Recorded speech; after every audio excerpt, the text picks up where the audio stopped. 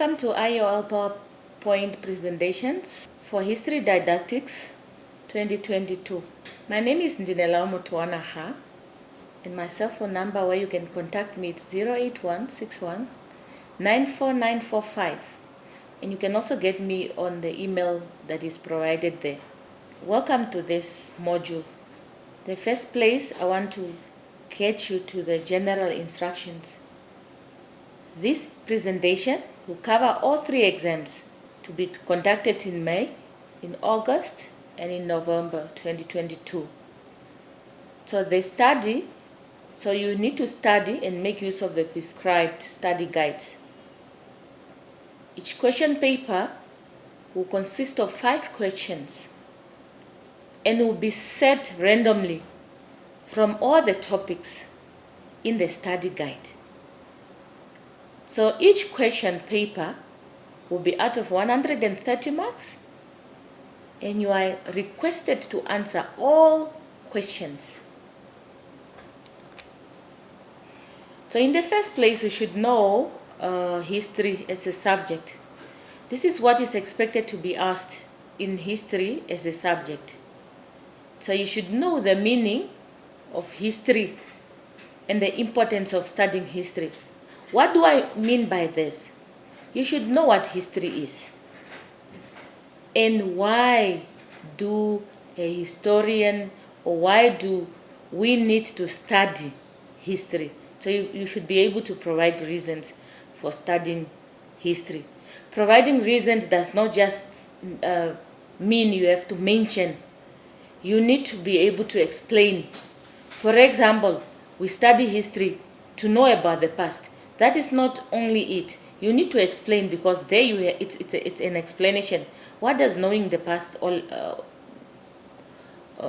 does knowing the past means? So you need to be able to explain. History as a present product of the past. What does this statement mean? Many a times students, candidates do not really answer this question the way it's supposed to be. They rather just generalize, which is where you lose a lot of marks. So here, how do you view history? History in the present. You must look at history in the present. Why is it a product of what happened in the past? So you must view history in that context. Aims of studying history and tips on how to study history. What are the aims? Many a times, candidates, students do not answer this question very well. They rather give reasons for studying history. Here you are expected to give the reasons the objectives. Let me say that. It's not the reasons. It's objectives of studying history. And you must also be able to give the tips. What are the tips? What are the clues of studying history? How do you study history? Do you study history scanning, or how do you do? Okay? The next point is the lesson plans and the subject files component. So as a history teacher, before you teach your lesson, you always plan it. Planning it, what is that is the content of the lesson plan, your plan of your lesson. What is that you write in? What is that your plan consists of? You don't just tell me it consists of objectives, learning objectives. You must be able to explain what is expected in the learning objectives, and so on. The subject file, every history teacher, or rather the head of the subject, is supposed to have the subject file. So now in the history file as a subject, what is that is supposed to be there? You must be able to know what is supposed to be found in a history subject file. Okay? You must be able to differentiate between primary and secondary sources. Differentiating does not only mean you say this is a primary source.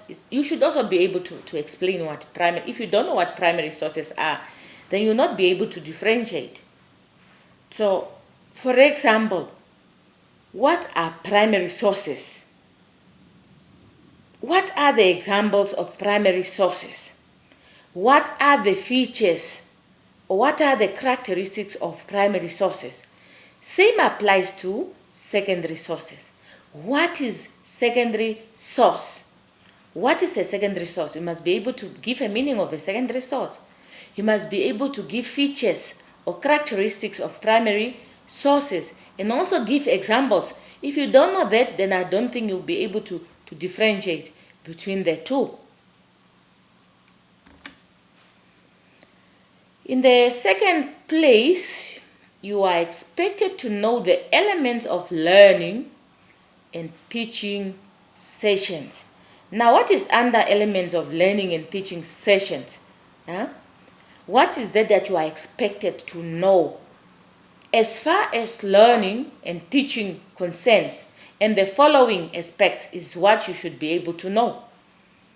You must know the aspects to be considered when using different approaches to history. When you are teaching history, we use different approaches to it.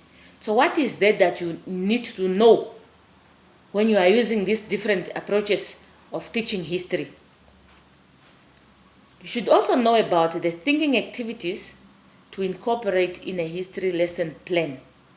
So this is what is the skills, the thinking, not skills, but thinking activities. What is that learners or teachers, you would expect from them in a lesson when you are planning your lesson? Thinking skills. Thinking activities. Sorry, the thinking skills are coming. Thinking activities, that is what you expect learners and teachers to do in a lesson when you are writing your lesson plan. Now, the third one is thinking skills learners acquire through studying history.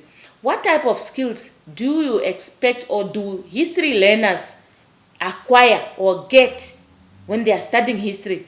Because I don't think people just study history for nothing. There are some skills that they get from studying history. For example, maybe reasoning skills. I'm just giving you an example. But you need to be able to explain how they acquire such skills in history. Teaching of multicultural learners. You should know what multicultural. Teaching learners from different cultural backgrounds. Now, as a teacher, as a history teacher studied, the backgrounds of this, how the Namas came, there was Shivambo speaking, there was Sherero and whatsoever. Now you know even how they lived and what culture do they practice. Now if you happen to get those learners in your classroom, how would you do now as a teacher? What are those aspects you should know when dealing with these learners from different cultural backgrounds? So there must be something that a teacher should do, because you cannot there are some sensitive issues that you would not even be saying. So what is that as a history teacher should know or should keep in mind when you are dealing with these learners from different cultural, or what is that you should do? Would you just talk about, if you are teaching maybe white kids, you are at a white school, and you are talking about, no, white people killed the blacks. What is that? So you must be able to know this aspect that you should do or that you should know when dealing with learners from different cultural background. All right. Factors contributing to learning difficulties in history. So many a times, learners experience difficulties when they are studying history. Now, what are those factors? There must be something that is contributing to learning difficulties that contribute to failures.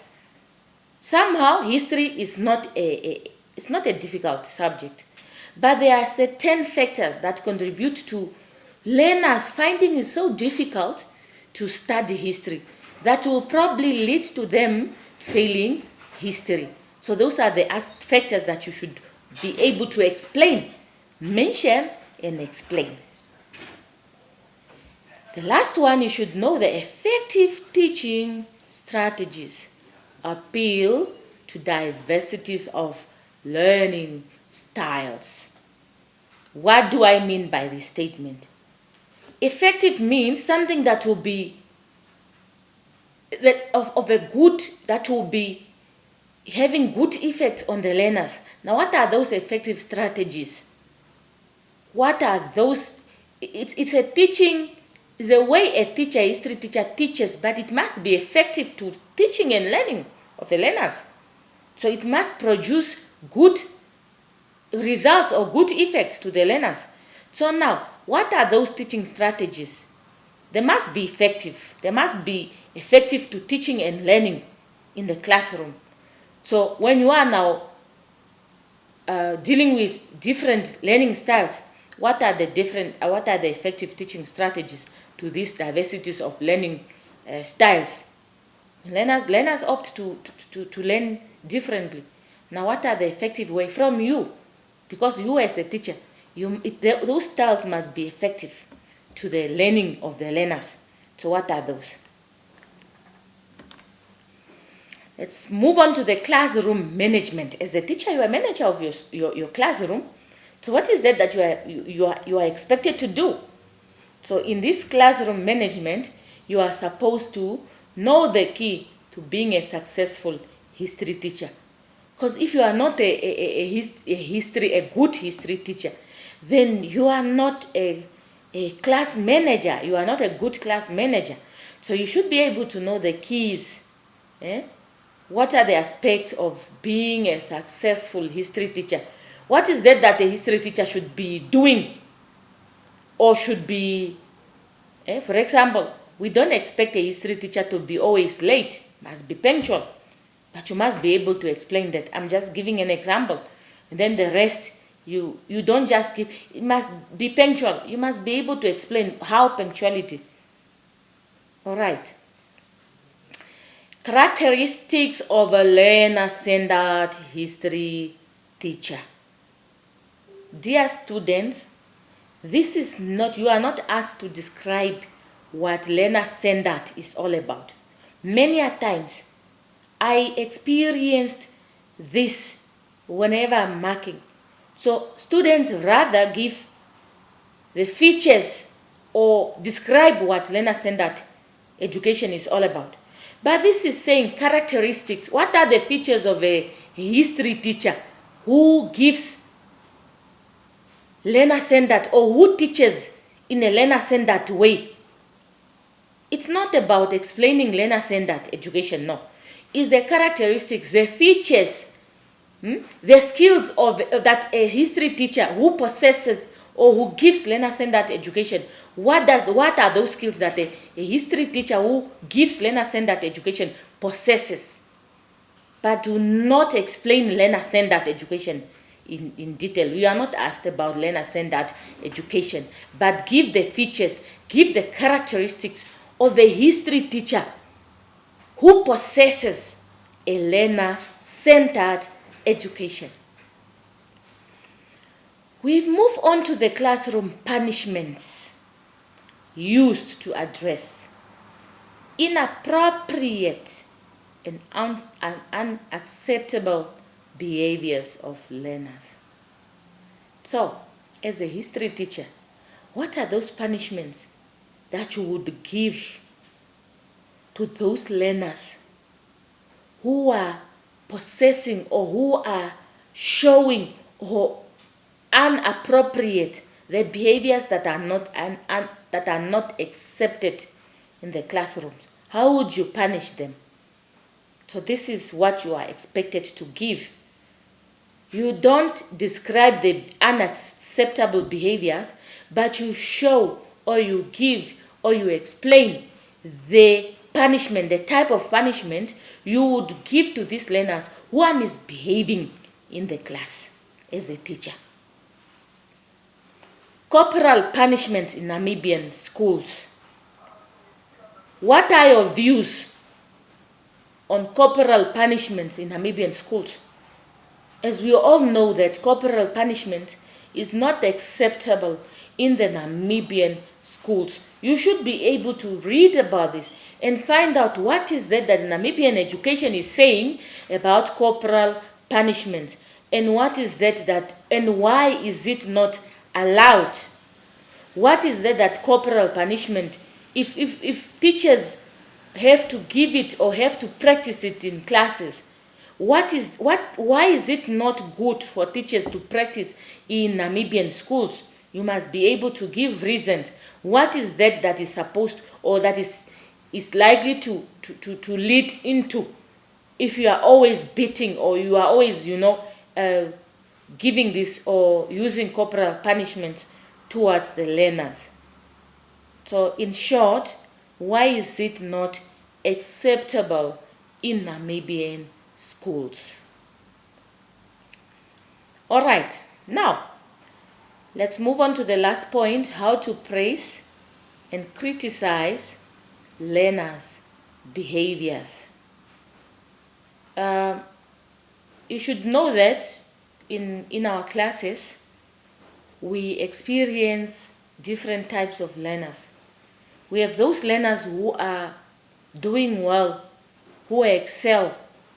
We have those learners who are, we don't call them dull, they are just slow learners. They don't learn at the same pace as others. We have those learners who excel. We have those learners who are in the middle. We have those learners who are not at the same pace as others. Now, when we are dealing with those, let me say, for example, a learner fails, you should not give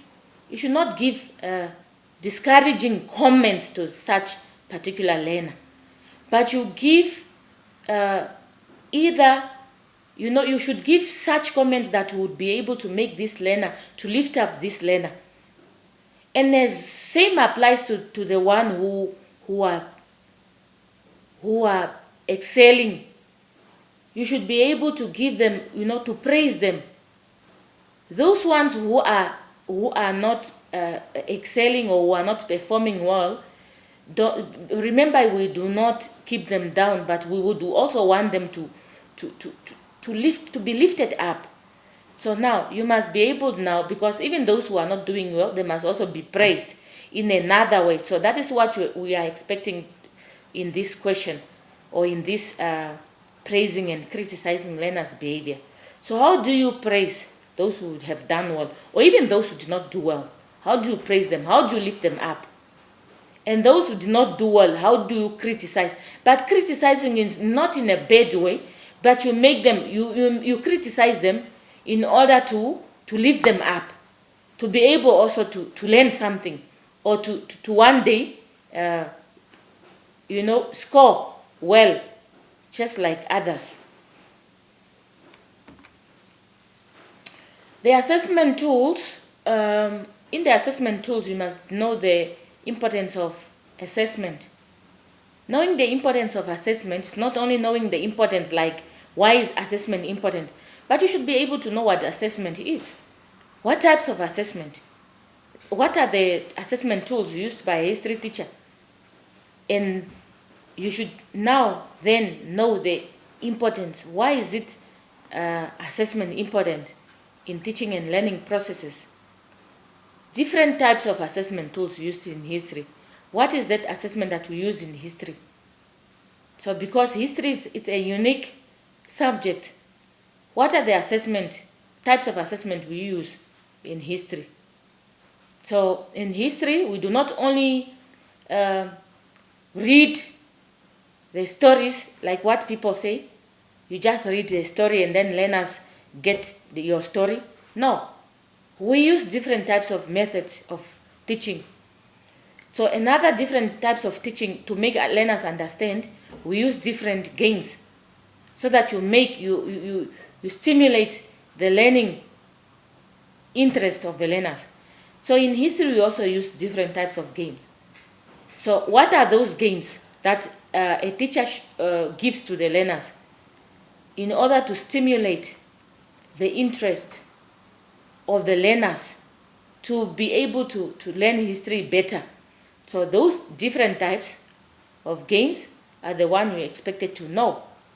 You should know them. Knowing them should not just knowing them, but you should be able to give advantages and disadvantages of it. All right. I think the assessment tools, I've talked about this, assessment tools in history now. What are the types of assessment tools? How do we assess our learners? Do we assess them through examination? Do we assess them through tests and etc.? So I don't know. You must find out all these different assessment tools, assessment methods in short. Okay.